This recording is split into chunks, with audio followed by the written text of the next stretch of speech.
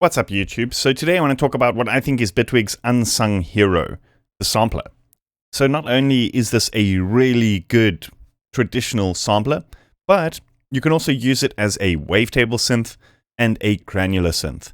So in this video, I want to show you how. And I also want to talk about why I think it's one of the most powerful samplers in the game. Anyway, let's dive in and have a look.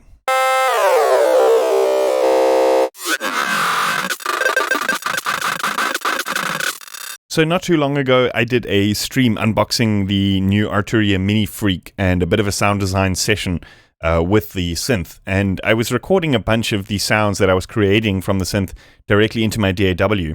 I think this project is really good context to be able to show you how powerful the sampler is for taking very basic sounds and, transforming them into something completely different. So not only is it a very good traditional sampler, so let me show you, I've got a sound here that I've recorded. And so what I want to do is I want to load this into a sampler. So let's add an instrument track. We can just drag this in like that. And it's going to render the clip automatically for us. So there's various ways we could alter the sound that we've loaded in here. We could either use one of the filters. So, like actually load up like a low pass filter or high pass filter or something like that. Or we could actually change the play offset. So this is where the sample actually starts playing. With a sound like this, there's not too much happening, so we're not capturing too much difference when we offset the play over here.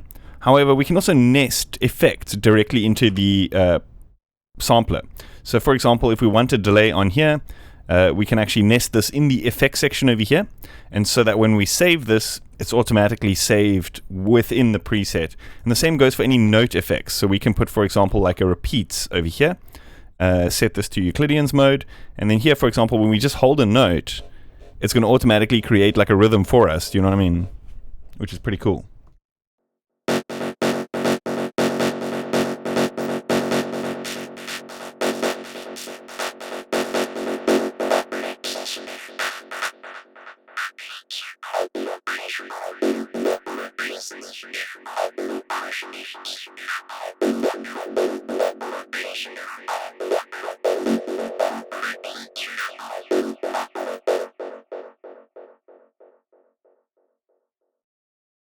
So I quickly just want to talk about the controls here. This control in this mode, repitch mode, speed would change the pitch of the sample.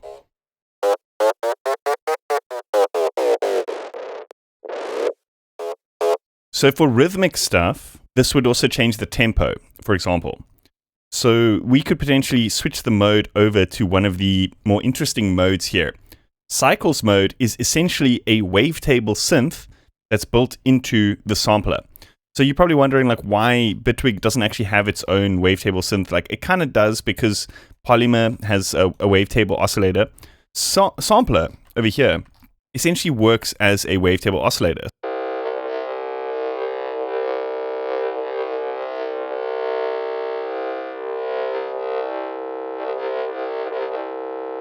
And I believe here we will have to set the root note, for example, like D, I think this was F sharp when I recorded the sound in.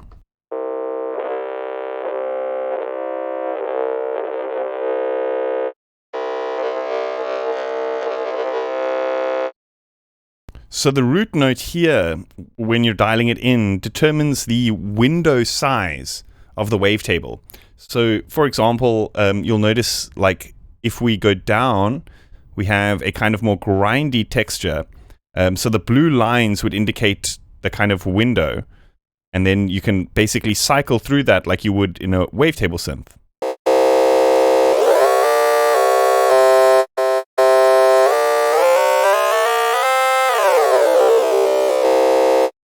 So this is so much cleaner, a much cleaner way of being able to capture sounds that you have from an external source and being able to re-synthesize this. Notice how we have so much more control over the envelopes, the filters, and how the timbre of the sound plays off. So we also have control here of the formants. So what this does, I believe it shifts the harmonic balance of the sound as it's made up from the wavetable. So we can get further weird textures out of, modulating this, for example. And we're also not limited to modulations. So because it's Bitwig, we have the ability to add randoms, LFOs, step modulators, almost any different type of modulation to the sound to really get interesting.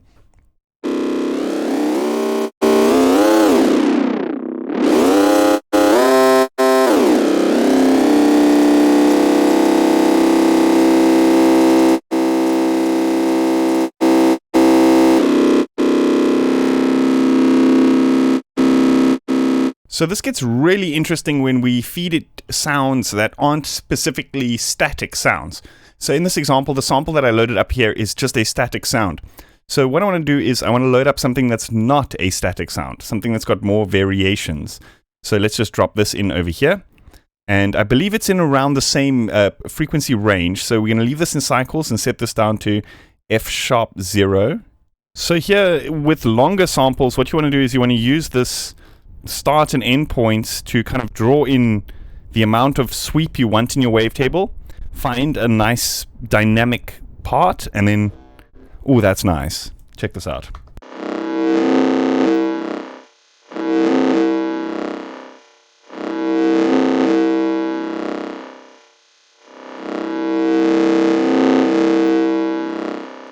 So like I said, we can put in any kind of modulators here, so I don't have to sit and tweak the sound constantly with my mouse. We can put randoms, LFOs, and all sorts of stuff like this. So let's check what this does.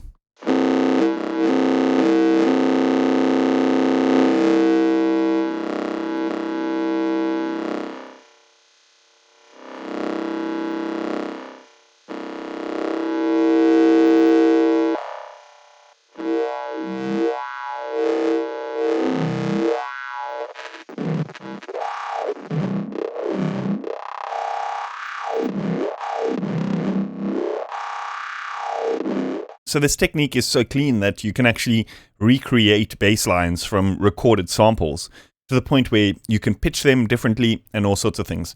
So what I want to do here is I want to try and outline that. So I've got a sample here. This is a bass sound that we made during that stream on the Mini Freak.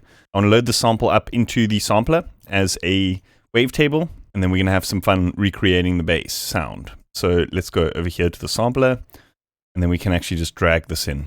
So the key, I believe, was F#-1, but let's just see how well it recreates the sound. We're going to have to set this over to cycles mode and then freeze.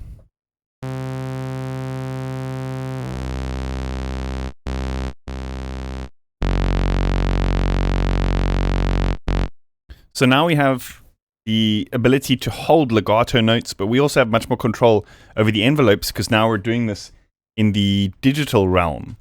So what I want to do here is let's just put in some notes over here.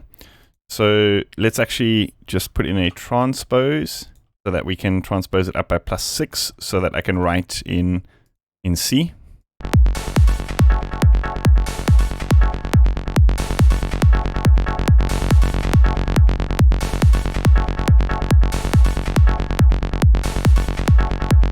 So here what we can do is we can actually nest a snap heap inside this effects lane, and what it's going to do is it's going to grab the note trigger data from the actual bass channel.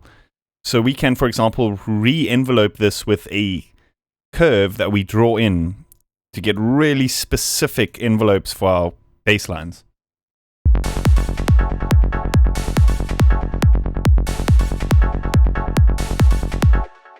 And I actually want to do this for the volume as well, because I want to make sure that the volume ends at the end of the note. You know what I mean? So that there's no overlap. So we can do this using a gain.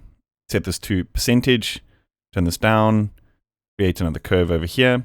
So what we can do here is we can actually time this so that it's 1/16. And that way we can maintain nothing overlaps. So then let's go over here and then just draw in something like this so that we can see here at the 16th, it's always going to be 0.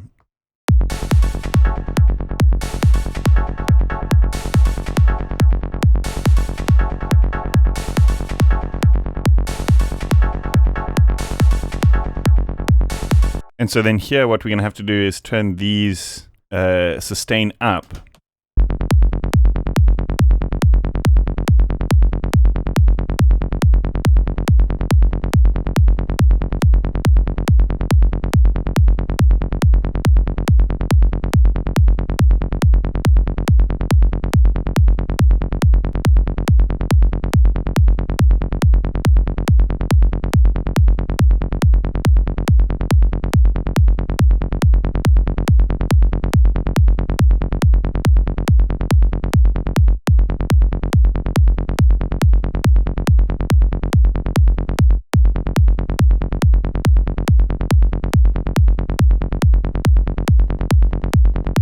Okay, so once we've got the patch nice and nice and clean sounding, all we can do is we can start to alter the pitch of the sound. And when you take a sample and you change the pitch, it's going to, especially when you change it in octave, it's going to halve this, double the speed of the sample and halve the time. And so what happens then, especially with the bass sounds, because the envelope is so fine tuned, the envelope difference is going to be so pronounced when you shift samples up and down. However, if you resample them and do it, it's not as drastic. In fact, you won't even hear, because essentially it's just an oscillator playing as if it were inside a synthesizer.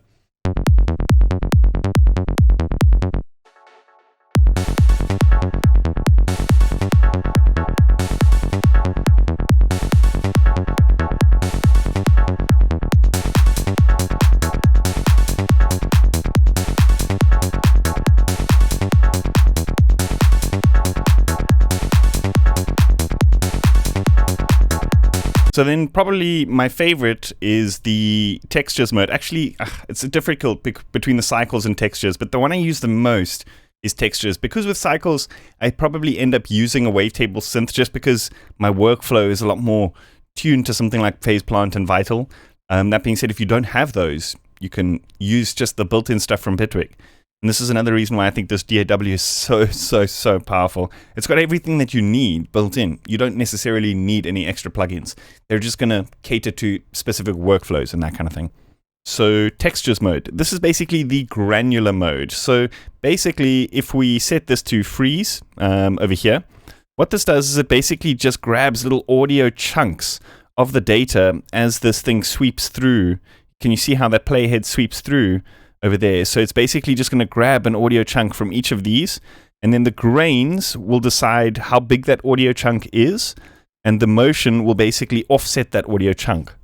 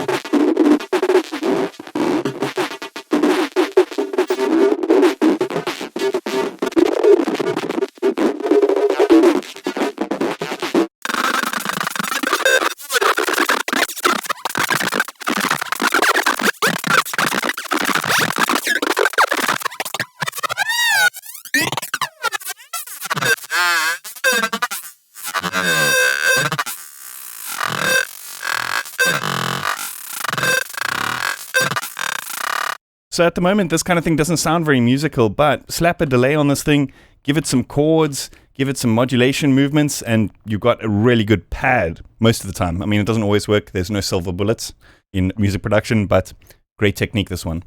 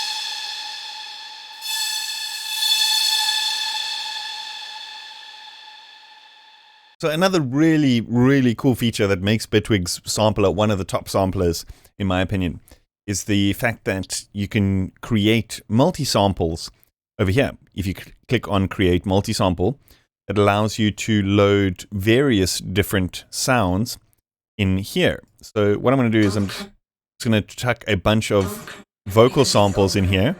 Okay, anyway, so if you just hover and don't actually drop it, it allows you to actually span out how it's going to arrange these sounds on the keys, for example. But we can also do it so that if you just drop them over here, I think they're all going to play on all the keys. And then what we can do is we can say, use a parameter over here to change what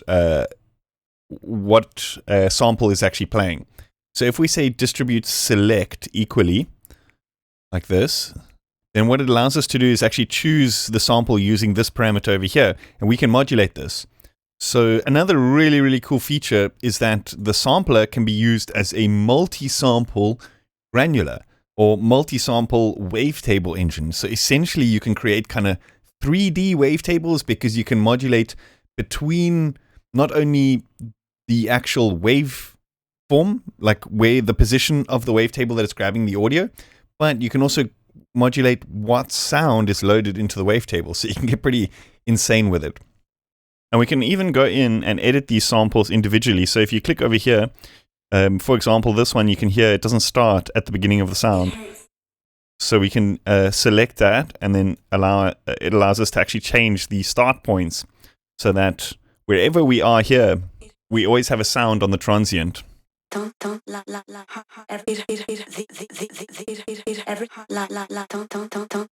So, okay, this is just in traditional multi-sample mode. We can set this over to textures, i.e. the granular mode, or cycles, which is the wavetable mode. And now if we press freeze, we can get these weird kind of glitchy textures.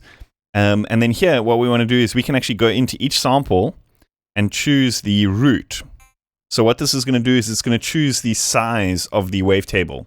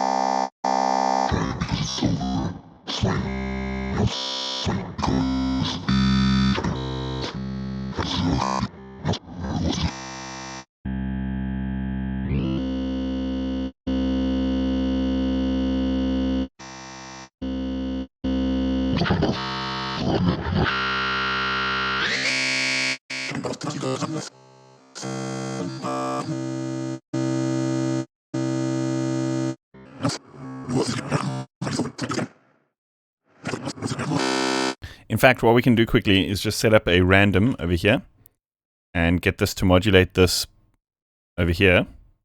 So to about halfway, because you can see after about halfway there's no more audio information in most of these samples. Set it to a smooth. Smile, because it's over. Is always sunshine, and life is always sunshine and butterflies. Sometimes you got to learn. This teacher is taught me the path.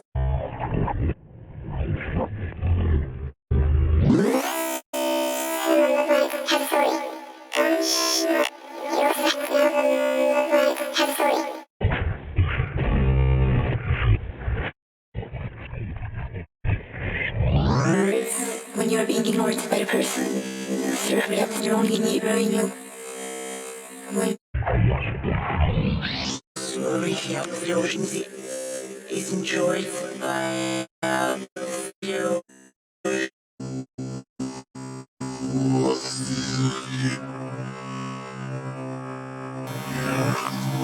Cry because it's over. Smile because it's okay. What's okay because it's over. And so then here what we can do is let's set up a different random modulator. And then this one we can set to note on mode by clicking note and then clicking hold. And then let this modulate the select. So now each time we press a note, it's going to choose a different sample as well as modulate the wavetable position of those samples.